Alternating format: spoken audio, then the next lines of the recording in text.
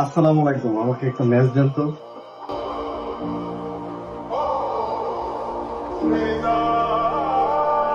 Match লাগবে আপনার? দাঁড়ান দিতেছি।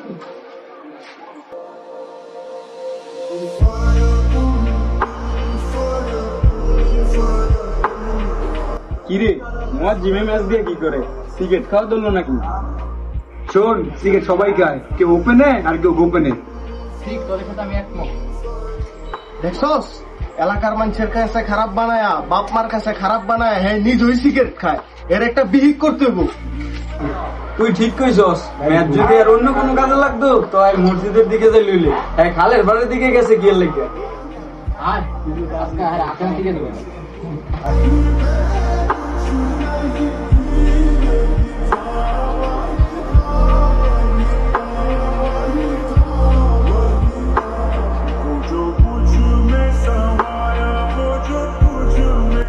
এই মুয়াজ্জিম কারণ। আসসালামু আলাইকুম। ওয়ালাইকুম সালাম।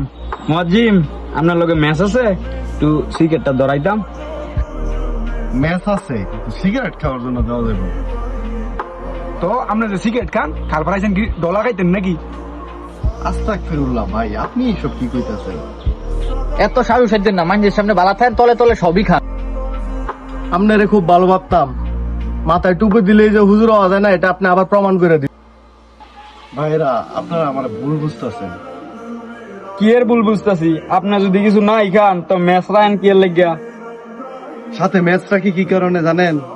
যখনই আমার মনে হয় যে আমি কোনো পাপ কাজে লিপ্ত হইতাছি, তখনই এই ম্যাচটা জ্বালায় আমি আগুনের তাপ অনুভব করি।